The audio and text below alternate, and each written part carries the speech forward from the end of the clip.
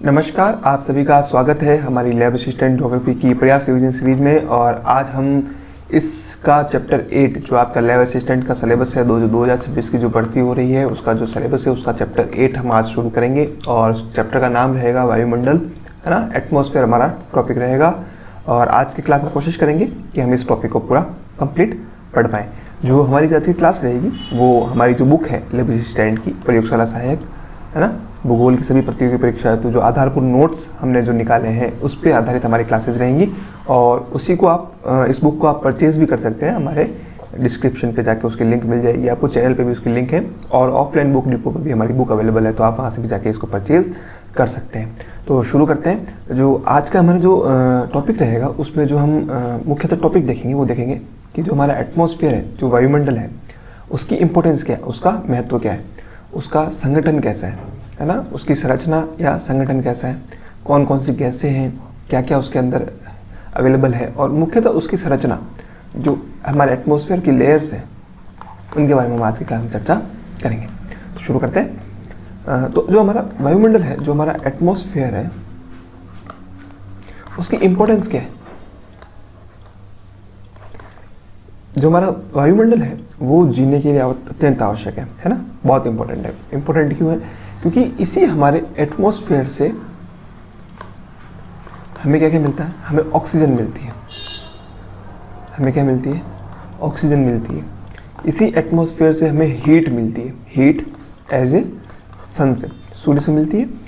इसी एटमॉस्फेयर से हमें जो शीतलता है वो मिलती है। शीतलता किसकी? जो हमारा चंद्रमा है उसकी शीतलता मिलती है। उसके अलावा हमारे यहाँ पे विंड्स, एटमॉस्फेयर में जो हवाएं हैं, उन हवाओं के माध्यम से हम हमारे जीवन को आसानी से चला पा रहे हैं।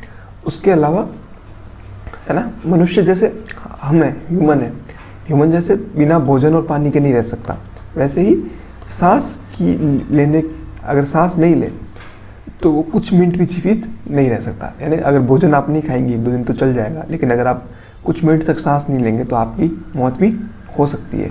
और वायुमंडल जो है हमारे चारों ओर से किससे घिरा हुआ है? गैसों से घिरा हुआ है, जल वाष्प से घिरा हुआ है और धूल कणों से घिरा हुआ है। हमारी पृथ्वी का क्या है? अभिन्न हिस्सा है। ठीक है। अब हमारा जो वायुमंडल है वो अगर हम देखें, अगर हम यहाँ पे खड़े, ये हमारी पृथ्वी की सतह है। तो अगर सतह से हम 32 किलोमीटर ऊंचाई तक जाएंगे, सतह से कितना जाएंगे? 32 किलोमीटर की ऊंचाई तक जाएंगे, तो हम पाएंगे कि हमारा 99% जो वायुमंडल है, 99% वायुमंडल का जो द्रव्यमान है, 99% वायुमंडल का जो द्रव्यमान है वो कितनी किलोमीटर की ऊंचाई तक है? 32 किलोमीटर की ऊंचाई तक। तो ये एक इंपॉर्टेंट फैक्ट हो गया, ये एग्जाम में पूछा जा सकता है। वायु का कोई रंग नहीं होता, कोई गंध नहीं होती, है ना, कोई सुगंध नहीं होती। वायु केवल क्या है? एक प्रवाह होती है। ठीक है। एक क्या है? बहते समय केवल जब वो प्रवाह होती है तभी हम उसको क्या कर सकते हैं? महसूस कर सकते हैं या फिर फील कर सकते हैं। अब हमारा जो वायुमंडल है उसका कंपोजिशन क्या है? कंपोजिशन होता है, 2 शब्द होते हैं, एक होता है कंपोजिशन, एक होता है स्ट्रक्चर, है ना। स्ट्रक्चर का मतलब होता है कि हमारी संरचना कैसी है। स्ट्रक्चर को हिंदी में बोलते हैं संरचना, और कंपोजिशन को बोलते हैं संगठन, है ना। जैसे कंपोजिशन का ऐसे समझ सकते हैं कि एक ह्यूमन है, इस ह्यूमन के बॉडी के अंदर मान लीजिए 70% पानी है, 70% पानी है। कुछ मान लीजिए इसके अंदर हड्डियाँ होंगी, है ना, कुछ आते होंगी। यानी इस मानव के अंदर क्या क्या चीज़ें हैं, है ना, उनको क्या बोलेंगे हम? संगठन। वहीं हम जब संरचना की बात करते हैं तो हम क्या कहेंगे कि ह्यूमन है, ह्यूमन के ऊपर पहला एक सर है, सर के नीचे पूरा बॉडी पार्ट है, फिर नीचे पैर है, फिर 2 हाथ है। ये हो जाएगा इसका स्ट्रक्चर, अगर हम ऊपर से नीचे तक या दाएं से बाएं तक इसका अध्ययन करें। अगर हम इसके अंदर देखते हैं तो ये क्या हो जाता है? कंपोजिशन। वैसे ही जब हम वायुमंडल के अंदर देखते हैं तो हमें पता चलता है कि जो हमारा वायुमंडल है वो 3 घटकों से मिलकर बना है। कितने घटक है? 3 घटक है। कौन कौन से? एक सबसे महत्वपूर्ण उसमें गैसेज है। क्या है? गैसेज है। उसके अलावा सेकेंड है वो है वाटर वेपर्स। वाटर वेपर्स क्या होती हैं? जल वाष्प। क्या है? जल वाष्प। और तीसरी है धूल, या जिन्हें हम कह सकते हैं डस्ट। तो एक एक करके हम तीनों चीज़ों को पढ़ते हुए आगे बढ़ेंगे। जो हमारी गैसें हैं उनमें अगर हम देखें जो 99% जो गैसें हैं हमारे, उसमें केवल 2 गैसें हैं। एक तो इसमें ऑक्सीजन है और उसमें एक कौन सी है, नाइट्रोजन। तो हमारे नंबर 99% आयतन किसका है, नाइट्रोजन और ऑक्सीजन का। ठीक है, अब जो ऑक्सीजन है, इसको एक बार साफ कर लेते हैं। हमारे यहाँ पे जो ऑक्सीजन है O2, ये अगर हम ऑक्सीजन को देखें तो ये 120 किलोमीटर की ऊंचाई तक ही पाई जाती है। यानी अगर आप धरातल से 120 किलोमीटर ऊपर तक जाते हैं तो आपको ऑक्सीजन क्या है, वायुमंडल में मिलेगी। 120 किलोमीटर के ऊपर ऑक्सीजन आपको नहीं मिलेगी, है ना। वैसे ही कार्बन डाइऑक्साइड और जल वाष्प, अगर हम कार्बन डाइऑक्साइड और जल वाष्प देखें तो वो आपको केवल कितने किलोमीटर तक मिलेगा, 90 किलोमीटर तक। जल वाष्प यानी वाटर वेपर्स और कार्बन डाइऑक्साइड आपको कितने किलोमीटर तक मिलेगा, 90 किलोमीटर तक। तो हम सबसे पहले आप देखते हैं गैसों की चर्चा कर रहे हैं, है ना। तो हमने कुछ इंपॉर्टेंट फैक्ट्स देख लिए। अब हमारे जो वायुमंडल है उसमें 9 प्रकार की प्रमुख गैसें पाई जाती हैं। प्रमुख गैसें कितनी है, 9। कौन कौन सी है, नाइट्रोजन, ऑक्सीजन, आर्गन, CO2 यानी carbon dioxide, hydrogen, helium, neon, krypton और ओजोन। ये इसी सीक्वेंस में आपको याद रखनी है। सीक्वेंस क्या रहेगा, nitrogen, oxygen, argon, CO2, hydrogen, helium, neon, krypton और ओजोन। सबसे ज़्यादा क्या है, नाइट्रोजन, फिर ऑक्सीजन, फिर आर्गन। तो हम इसको आगे टेबल में देख लेते हैं। ये हमारे टेबल रही, ठीक है। इसको थोड़ा ऊपर कर लेते हैं, ये हमारी टेबल है। कितनी गैसें हो गई, 9। पहली ऑक्सीजन, नाइट्रोजन, दूसरी ऑक्सीजन, चौथी कार्बन डाइऑक्साइड, 5वीं नियॉन, 6ठी हीलियम, 7वीं ओजोन और 8वीं हाइड्रोजन। ठीक है, ये इस सीक्वेंस में लिखी हुई। आपको स्टार्टिंग की अब चाहे तो 5 याद कर लेते हैं ना। स्टार्टिंग की आप कितनी याद कर सकते हैं, 5। अब इसमें जो सबसे ज़्यादा जो परसेंटेज है वो है नाइट्रोजन। सबसे ज़्यादा क्या है, नाइट्रोजन। नाइट्रोजन कितनी है, 78.08% क्या है, नाइट्रोजन। फिर है ऑक्सीजन। ऑक्सीजन है लगभग 21%, 20.95%। फिर है आर्गन 0.93%। और कार्बन डाइऑक्साइड 0.03%। फिर नियॉन 0.0018%। हीलियम, ओजोन और हाइड्रोजन। तो ये जो 8 गैसें हैं इनको आपको इस सीक्वेंस में अगर ये आप याद करेंगे तो आप क्या देखेंगे कि सबसे ज़्यादा से लेके सबसे कम, नाइट्रोजन से लेके हाइड्रोजन तक। सबसे ज़्यादा क्या है, नाइट्रोजन, फिर ऑक्सीजन। और अगर आप नाइट्रोजन और ऑक्सीजन को मिला लेंगे तो लगभग 99% गैसें क्या हैं, नाइट्रोजन और ऑक्सीजन। ठीक है, nitrogen, oxygen, argon, carbon dioxide. इसका आपको आरोही या अवरोही क्रम क्या है जो एग्जाम में पूछा जा सकता है। अब हम देख लेते हैं एक एक करके इंपॉर्टेंट गैसें को। सबसे पहले कौन सी है, नाइट्रोजन। नाइट्रोजन कितने परसेंट है, लगभग 78% है। सर्वाधिक मात्रा में पाई जाने वाली गैस है ना। जो नाइट्रोजन है उसका प्रत्यक्ष रूप से हम उपयोग नहीं करते, यानी कि जैसे ऑक्सीजन हम ग्रहण करते हैं वैसे नाइट्रोजन का हम प्रत्यक्ष उपयोग नहीं करते। लेकिन ये जीवन चक्र के लिए क्या है, बहुत इंपॉर्टेंट है। जब आप आगे नाइट्रोजन साइकिल पढ़ेंगे तब आपको पता चलेगा कि जो ये 78% हमारा वातावरण है उसका जो नाइट्रोजन गैस है वो कितनी इंपॉर्टेंट है। उसके बाद है ऑक्सीजन। ऑक्सीजन क्या है, 21%, अब टू बी प्रिसाइज 20.95% क्या है, ऑक्सीजन है। सभी जीवों के लिए श्वसन के लिए उपयोगी है। हम क्या लेते हैं, ऑक्सीजन, है ना। और 120 किलोमीटर की मैंने बताया, 120 किलोमीटर तक क्या है इसकी मात्रा क्या हो जाती है, नगण्य, यानी 120 किलोमीटर के ऊपर आपको ऑक्सीजन नहीं मिलेगी। फिर आती है कार्बन डाइऑक्साइड। कार्बन डाइऑक्साइड है 0.03%, है ना। अब कार्बन डाइऑक्साइड का यूज़ क्या है कि जो कार्बन डाइऑक्साइड गैस है, जब सूरज, ये सूरज है और ये पृथ्वी है, ये सन है और ये अर्थ है, जब सूरज की किरणें पृथ्वी पर पड़ती है ना, ये चीज़ आप आगे भी पढ़ेंगे, तब ये आने वाली किरणों को, यानी सौर विकिरण के लिए पारदर्शी आने वाली किरणों को क्या है, आने देती है। ये किरणों को क्या करती है, आने देती है। लेकिन जो जाने वाली किरणें हैं उनको आसानी से जाने नहीं देती। तो ये सौर विकिरण के लिए क्या है, पारदर्शी, यानी आने देती है। और पार्थिव विकिरण यानी जब किरणें वापस जाती हैं तो उसके लिए क्या हो जाती है, ये अपारदर्शी हो जाती है। ठीक है, ग्रीन हाउस इफेक्ट जो होता है ना, उसके लिए क्या है, ये महत्वपूर्ण रूप से उपयोगी है और 90 किलोमीटर की ऊंचाई तक ही पाई जाती है। उसके बाद आती है ओजोन। ओजोन क्या है, ओजोन हमारे पृथ्वी पे जो हम आगे जब संरचना पढ़ेंगे उसमें पढ़ेंगे समताप मंडल, उसमें क्या पढ़ेंगे, समताप मंडल, वहाँ भी आएगा। समताप मंडल में 10 से 50 किलोमीटर तक, है ना, कहीं कहीं इसको 15 से 35 भी लिखा हुआ है। क्या लिखा हुआ है? 15 से 35। एनसीईआरटी में इसको 10 से 50 लिखा हुआ है, लेकिन मुख्य रूप से 15 से 35 किलोमीटर के बीच में क्या पाई जाती है? एक परत पाई जाती है जिसको बोलते हैं ओजोन। इस परत का काम क्या है कि ये जब परत, यहाँ पे एक परत बनी हुई है, यहाँ पे हम हैं, यहाँ पे पृथ्वी है, और ये 15 से 35 किलोमीटर या 10 से 50 किलोमीटर के बीच में है। ठीक है, ये परत है पूरी, मान लीजिए। अब ये परत क्या करती है? जो सूर्य से जो किरणें आती हैं उनमें जो खराब किरणें होती हैं या जो नेगेटिव होती है उनको आने नहीं देती। मतलब सूर्य से आने वाली पराबैंगनी किरणों को अवशोषित करके पृथ्वी की क्या करती है? रक्षा करती है, यानी बुरी किरणों को पृथ्वी की ओर आने नहीं देती। ठीक है, अगर ये किरणें नहीं हों, ये जो परत है ये नहीं हो, और जब किरणें डायरेक्ट इंसान के ऊपर पड़ेगी या पृथ्वी के ऊपर पड़ेंगी तो उसका क्या होता है? उससे कैंसर जैसे रोग, नेत्र रोग हो सकते हैं। हमारी बॉडी के जो इम्यून सिस्टम है वो क्या हो सकता है? वीक हो सकता है। तो ओजोन जो परत है हमारी बॉडी, हमारे जो पृथ्वी के वायुमंडल के लिए क्या है? बहुत ही इंपॉर्टेंट है। ठीक है, उसके बाद कौन कौन सी गैसें हैं, उनको हम गैसों का वर्गीकरण कैसे कर सकते हैं? जैसे कुछ गैसें सक्रिय होती हैं, है ना, कुछ गैसें क्या होते हैं? अक्रिय। सक्रिय मतलब जो क्रिया करती हैं, अक्रिय मतलब जो किसी के साथ क्रिया नहीं करती। जैसे ऑक्सीजन है, ऑक्सीजन, नाइट्रोजन और कार्बन डाइऑक्साइड, ये तीनों क्या हैं? सक्रिय गैसें हैं। Organ, helium, neon, krypton, xenon और हाइड्रोजन, ये क्या है? अक्रिय गैसें हैं जो क्रिया नहीं करती। अब एग्जाम में ऐसा पूछा जा सकता है कि इनमें सक्रिय गैस कौन सी है और अक्रिय गैस कौन सी? तो 3 क्या हो गई? सक्रिय, बाकी वाली 6 क्या हो गई?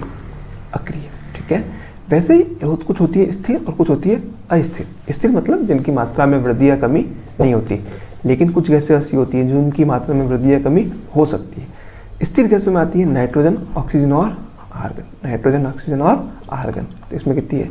3। वहीं अस्थिर गैसों में क्या है? बाकी की 6 जो है वो क्या है?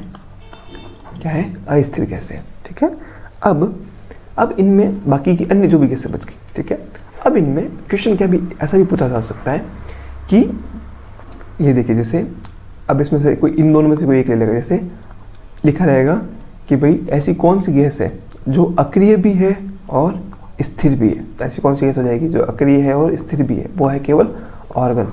ये एक सबसे इंपॉर्टेंट क्वेश्चन है जो पूछा जा सकता है। इसके अलावा आपको ये टेबल याद रखनी होगी। उसके बाद हम देखते हैं गैसें हो गई। अब घटक थे, कितने घटक थे? 3, गैस, वाटर वेपर और डस्ट। गैस हमने पढ़ ली। अब हम क्या देखेंगे? वाटर वेपर यानी जलवाष्प। तो जलवाष्प होता है वो एक परिवर्तनशील गैस जैसा काम करता है ना। उसकी जो मात्रा है वो क्या होती रहती है? परिवर्तनशील होती रहती है। ऊंचाई के साथ इसकी मात्रा घटती रहती है। ठीक है, अब इसका जो मुख्य वितरण है, जो जलवाष्प है, अगर हम उष्णकटिबंधीय क्षेत्रों में देखें, उष्णकटिबंधीय क्षेत्र मतलब जो सूरज की किरणों के ज़्यादा नज़दीक है, जो सेंटर में 0 डिग्री अक्षांश के आसपास के क्षेत्रों में देखें, तो वहाँ पे लगभग 4% क्या है? वायुमंडल में जलवाष्प पाई जाती है।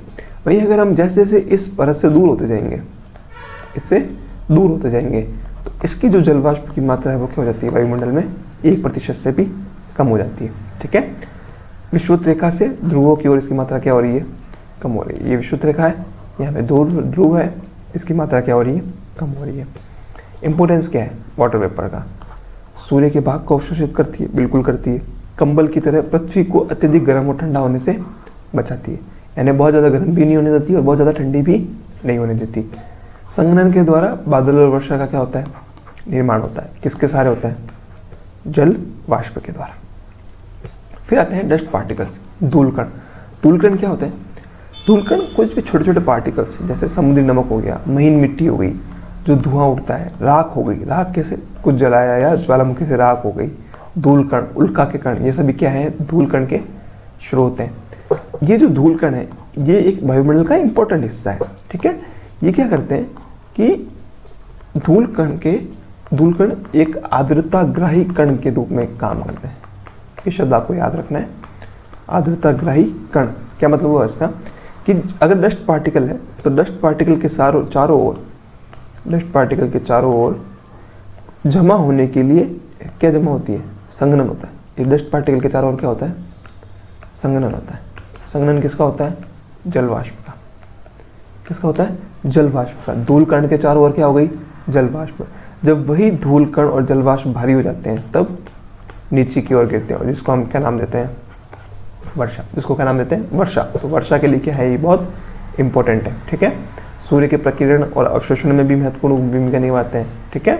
सूर्यास्त तो सूर्योदय के समय आकाश का जो रंग चेंज हो जाता है, उसमें भी ये इंपॉर्टेंट भूमिका निभाते हैं। सबसे ज़्यादा जो धूल कण है वो वायुमंडल के निचले भाग में पाए जाते हैं, यानी जितना हम ऊपर जाएंगे सतह से, धूल कण क्या हो जाएंगे, कम हो जाएंगे, ठीक है। और उपोष्ण और शीतोष्ण क्षेत्रों में क्या है, शुष्क हवा के कारण ये क्या आते हैं, सर्वाधिक पाए जाते हैं। उसके बाद आती है वायुमंडल की संरचना। अब हमने क्या पढ़ लिया, अब हमने गैस पढ़ ली, वाटर पढ़ ली, डस्ट पार्टिकल पढ़ लिया, यानी हमारी जो संगठन था वो हमारा समाप्त हो गया। अब हम आगे बढ़ते हैं वायुमंडल की संरचना, स्ट्रक्चर ऑफ एटमॉस्फेयर, एटमॉस्फेयर का स्ट्रक्चर। अब हम देख लेते हैं वायुमंडल की संरचना। तो जो वायुमंडल है इसको हम ऐसे समझ लेते हैं। संरचना में मतलब मैंने क्या बताया था कि आप उसको चारों दिशाओं से उसको आप देखो। जैसे जो वायुमंडल है इसमें अपन यहाँ खड़े हैं, इसकी जो सतह है, सतह से इसकी ये इधर क्या हो जाएगी, हाइट, इधर क्या हो जाएगी, हाइट। तो सतह से लगभग हम ऐसा देखें 13 किलोमीटर तक, लगभग 13 किलोमीटर तक क्या पाई जाती है, वायुमंडल की पहली परत पाई जाती है, जिसको बोलते हैं क्षोभमंडल। इसको क्या बोलते हैं, क्षोभमंडल। अंग्रेजी में इसको बोलते हैं ट्रोपोस्फेयर। फिर 13 से लगभग 50 किलोमीटर तक, 13 से लगभग 50 किलोमीटर तक क्या पाई जाती है, समताप मंडल। फिर 50 से 80 किलोमीटर तक पाई जाती है मध्य मंडल। अंग्रेजी में इसको बोलते हैं मेजोस्फेयर। समताप मंडल को बोलते हैं स्ट्रेटोस्फेयर। फिर 80 से ऊपर हम देखते हैं तो 400 किलोमीटर तक, 80 से ऊपर 400 किलोमीटर तक पाया जाता है बहिर्मंडल। क्या पाया जाता है, बहिर्मंडल, एक्सोस्फेयर, ठीक है। ये हो गई हमारी ऊर्ध्वाधर, नीचे से लेकर ऊपर तक वायुमंडल की संरचना। अब यहाँ पे क्या है कि अलग अलग घनत्व और तापमान की परतें, ये जो परतें हमने बनाई थी ये क्या है, इनका घनत्व अलग अलग है, इनका तापमान अलग अलग है। इनमें सतह के पास जो होती है, यानी धरातल के जितनी पास होंगी उनका घनत्व क्या होगा, अधिक होगा। ऊंचाई बढ़ने से घनत्व क्या होता जाएगा, कम होता जाएगा। टोटल कितनी संस्तर है, कितनी परतें हैं, 5। पहला संस्तर है हमारा क्षोभमंडल। पहला क्या है, क्षोभमंडल। कितने किलोमीटर तक, 0 से 13 किलोमीटर तक क्या है हमारा क्षोभमंडल। इसमें तापमान क्या होता है, ऊंचाई के साथ घटता है। तो ऊंचाई बढ़ने के साथ तापमान क्या हो रहा है, घट रहा है। किसमें, क्षोभमंडल में। फिर दूसरी परत आती है समताप मंडल, 13 से 50 किलोमीटर तक। ऊंचाई बढ़ने के साथ तापमान क्या हो रहा है, इसमें बढ़ रहा है। तापमान क्या होता है, बढ़ रहा है। एक इम्पोर्टेंट फैक्ट कि जो तापमान होता है, टेम्परेचर होता है, वो ऊंचाई बढ़ने के साथ घटना चाहिए। सामान्य दशा क्या होती है, ऊंचाई बढ़ने के साथ तापमान घटना चाहिए। लेकिन जब ऊंचाई बढ़ने के साथ तापमान भी बढ़ता है, तापमान बढ़ता है मतलब तापमान में यानी गर्मी ज़्यादा हो रही, अगर तापमान भी बढ़ता है तो इस स्थिति को कहा जाता है तापीय व्युत्क्रमण। उसको क्या कहा जाता है, तापीय व्युत्क्रमण। तो सामान्य दशा में क्या होगा, ऊंचाई बढ़ने के साथ तापमान घट रहा है, ठीक है।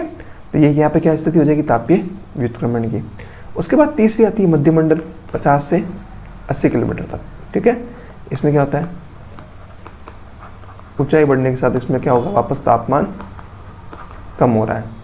और फिर जो चौथी परत है, चौथी परत को हमने बहिर्मंडल लिख दिया था, इसको आयरमंडल कहते हैं। और फिर उसके बाद बहिर्मंडल। तो चौथी परत इसमें 80 से 400 किलोमीटर तक। इसमें ऊंचाई बढ़ने के साथ तापमान भी क्या होगा, बढ़ेगा। और फिर आता है बहिर्मंडल। इसमें क्या तापमान विरल होता है। तापमान क्या होता है, विरल होता है, बहुत ज़्यादा होता है। ये क्या है, सतह से 400 किलोमीटर के ऊपर, ठीक है। अब एक करके हम इन परतों के बारे में पढ़ते हुए जाएंगे, ठीक है। उस वायुमंडल की सबसे निचली परत कौन सी है, क्षोभ मंडल। और ये सबसे क्या है, महत्वपूर्ण है। महत्वपूर्ण क्यों है, क्योंकि यहाँ पे जो जीवन की सारी गतिविधियाँ हैं, क्या है, जो गतिविधियाँ हैं वो कहाँ पे होती है, यहीं पे होती है। जैसे क्या होता है, धूलकण यहीं पे है, जलवाष्प क्या पे है, कहाँ है, यहीं पे है, ठीक है। सभी मौसमी घटनाएं क्या होंगी, यहीं पे होंगी, ठीक है। बादल, वर्षा, आंधी, तूफान यहीं पे होगा, ठीक है। और इसकी जो ऊंचाई है हमने क्या देखी थी, 0 से 13 किलोमीटर। तो 0 से 13 किलोमीटर इसकी क्या है, एवरेज ऊंचाई। वहीं अगर हम विषुवत रेखा की ओर जाएंगे तो इसकी ऊंचाई हो जाती है 18 किलोमीटर। विषुवत रेखा की तरफ इसकी ऊंचाई कितनी हो जाती है, 18 किलोमीटर। और ध्रुव की तरफ 90 डिग्री की तरफ इसकी ऊंचाई कितनी हो जाती है, 8 किलोमीटर तक। तो ध्रुवों पर 8 किलोमीटर, विषुवत रेखा पर 18 किलोमीटर, ठीक है। तापीय ह्रास दर, सामान्य तापमान, यानी ऊंचाई बढ़ने के साथ तापमान क्या हो रहा है, घट रहा है। अब ये जो तापमान घट रहा है, ये जो तापमान घट रहा है, ऊंचाई बढ़ने के साथ तापमान घट रहा है, ये घटता है 165 मीटर प्रति वर्ग डिग्री सेल्सियस। मतलब आप जैसे जैसे ऊपर जाएंगे 165 मीटर की ऊंचाई पर 1 डिग्री तापमान क्या हो जाएगा, कम हो जाएगा, ठीक है। इसको क्या बोलते हैं, जैसे इसको तापीय व्युत्क्रमण बोलते हैं, इसको बोलते हैं सामान्य ताप दर, है ना, जो हम महसूस करते हैं, सामान्य ताप दर, ठीक है। अब फिर आता है समताप मंडल। फिर क्या आता है, समताप मंडल। समताप मंडल क्या है, क्षोभ सीमा के ऊपर 50 किलोमीटर तक फैला। अभी यहाँ पे लिखा है, शब्द लिखा है क्षोभ सीमा। सीमा क्या होती है, सीमा होती है दो परतों को अलग करने वाला। सीमा क्या होता है, दो परतों को अलग करने वाला। जैसे हमने अभी वो ये देखा था। अब इनमें क्या है, क्षोभ मंडल और समताप मंडल को अलग करने वाली जो सीमा है, ये यहाँ पे ये है क्षोभ सीमा। कौन सी सीमा है, क्षोभ सीमा। समताप मंडल और मध्य मंडल को अलग करने वाली सीमा कौन सी हो गई, ये हो जाएगी समताप सीमा। और मध्य मंडल और बहिर्मंडल को अलग करने वाली सीमा कौन सी हो जाएगी, ये हो जाएगी मध्य सीमा। तो जो क्षोभ मंडल और समताप मंडल को अलग करिए, क्षोभ सीमा। अब अपन ने क्या कहा था, क्षोभ सीमा के ऊपर 50 किलोमीटर, ये क्या लिखा हुआ है, ये देखिए, क्षोभ सीमा के ऊपर 50 किलोमीटर तक क्या फैला हुआ है, समताप मंडल। ऊंचाई बढ़ने के साथ क्या है, तापमान बढ़ता है, इसको क्या बोलते हैं, तापमान व्युत्क्रमण। जो ओजोन परत है हमने बताई थी, ओजोन लेयर, वो कहाँ है, यहीं पे है, ठीक है। यहाँ पे सूर्य की पराबैंगनी किरणों का अवशोषित कौन करता है, ओजोन परत करता है, और पृथ्वी को हानिकारक प्रभाव से बचाता है। यहाँ पे वायु मौसम क्या होता है, यहाँ पे मौसमी घटनाएं नहीं होती हैं। और जो वायुयान, जो प्लेन उड़ते हैं, वो कहाँ उड़ते हैं, इसी समताप मंडल में उड़ते हैं। क्यों, क्योंकि यहाँ पे वायुमंडल क्या रहता है, शांत रहता है। जब वायुमंडल शांत रहेगा तब प्लेन को कोई नुकसान या कुछ और गतिविधि होने के चांसेस कम हो जाते हैं। फिर आता है समताप मंडल के बाद मध्य मंडल। मध्य मंडल क्या हो गया, 50 से 80, यानी समताप मंडल के ऊपर 80 किलोमीटर तक क्या हो गया, मध्य मंडल हो गया, ठीक है। यहाँ पे अगर आप देखेंगे, अगर 80 किलोमीटर तक हम चले जाते हैं, 80 किलोमीटर तक हम चले जाते हैं, तो वहाँ पे तापमान जो है वो -100 डिग्री सेल्सियस पहुँच जाता है। क्यों, क्योंकि यहाँ पे ऊंचाई बढ़ने के साथ तापमान क्या हो रहा है, तापमान क्या हो रहा है, कम हो रहा है। तो 80 किलोमीटर तक क्या हो जाएगा, तापमान 100 डिग्री सेल्सियस तक पहुँच जाता है। एक बहुत इंपॉर्टेंट फैक्ट है कि जो उल्काएँ होती हैं, है ना, ऐसा कहा जाता है कि उल्काएँ यहाँ जलती हैं, मतलब जितनी भी उल्काएँ हो रही हैं, उल्काएँ आती हैं, है ना, बाहर से, तो वो कहाँ जलती है, यहीं पे। कहाँ जलती है, इसी मध्य मंडल में। फिर आता है आयन मंडल और बहिर्मंडल। आयन मंडल क्या हो गया, 80 से 40 किलोमीटर। विद्युत आवेशी कण, है ना, जो आयन कण होते हैं, इसी आयन से इसका नाम क्या पड़ा है, आयन मंडल। जो आयन्स होते हैं इनको ये क्या करते हैं, अवशोषित करती है। यहाँ पे क्या होगा, ऊंचाई बढ़ने के साथ तापमान क्या हो रहा है, बढ़ रहा है। तापमान क्या हो रहा है, बढ़ रहा है, ठीक है। रेडियो तरंगों को परावर्तित कर पृथ्वी को वापस भेजती है, यानी यहाँ पे क्या हो रहा है, रेडियो संचार। यहाँ पे क्या होगा, रेडियो संचार। ऊंचाई बढ़ने के साथ तापमान बढ़ेगा, ठीक है। यहाँ पे दो एक घटना होती है, अरोरा, अरोरा, इसको दो बोलते हैं, अरोरा ऑरियोलिस और अरोरा बोरियोलिस। दो घटनाएं होती हैं, है ना, उत्तरी ध्रुव व दक्षिणी ध्रुव पे दो घटनाएं होती हैं, दो घटनाएं होती हैं। इसको ऑरोरा ऑरियोलिस और ऑरियोला बोरियोलिस। जो उत्तरी ध्रुव पे होती है वो होती है बोरियोलिस, यानी उत्तरी ध्रुव पर कैसे घटना होती है अरोरा बोरियोलिस, और दक्षिण ध्रुव पे होगी अरोरा ओरियोलिस। ठीक है, ये क्या होती है इसी परत में दिखाई देती है। फिर आता है बहिर्मंडल। फिर क्या आता है बहिर्मंडल। बहिर्मंडल जो है वो 400 किलोमीटर के पार वायुमंडल का सबसे ऊपरी संस्तर। यहाँ अणु परमाणु क्या हो जाते हैं बहुत ही विरल हो जाते हैं। ठीक है, कण धीरे धीरे अंतरिक्ष में विलीन हो जाते हैं, तो इसलिए क्या है ये बहिर्मंडल। ठीक है, अब हमारी एक सारांश तालिका है, ये देख लीजिए क्या है सारांश, जो हमने पिछले अभी जो पढ़ा ना संरचना वाला, उसमें क्षोभमंडल 0 से 13 किलोमीटर। तापमान क्या होता है घटता है, मौसमी घटना है, जलवाष्प जैविक क्रिया इसी परत में होती है। फिर आता है तापमंडल 13 से 50 किलोमीटर, तापमान बढ़ता है। ओजोन परत तो वायुमंडल यहीं पे होता है। मध्यमंडल 50 से 80 किलोमीटर, तापमान क्या होता है घटता है। सबसे ठंडा उल्का है यहाँ पे जलती है। आयन मंडल 80 से 400 किलोमीटर, तापमान वापस क्या आता है बढ़ता है। आयन रेडियो तरंगों अरोरा की जो घटना है वो यहीं पे होती है। बहिर्मंडल 400 किलोमीटर से ज़्यादा, तापमान यहाँ पे क्या हो जाता है विरल हो जाता है। वायुमंडल क्या हो जाता है विरल हो जाता है। जो वायुकण वो अंतरिक्ष में यहाँ पे विलीन हो जाते हैं। तो इसी के साथ हमारा क्या चैप्टर कंप्लीट होता है एटमॉस्फेयर। हमारा जो 8th चैप्टर है वो क्या हो गया कंप्लीट। अब हमारा जो हम शुरू करेंगे अगला वो 9th चैप्टर होगा, और कोशिश करेंगे कि ये जो मार्च का महीना है, इस मार्च के महीने में हम 16 चैप्टर तक कंप्लीट कर लेंगे। 16 चैप्टर 11th क्लास की जो फिजिकल जो बुक है वो हम क्या कर लें कंप्लीट कर लें। ठीक है, तो मिलते हैं फिर अगली क्लास में।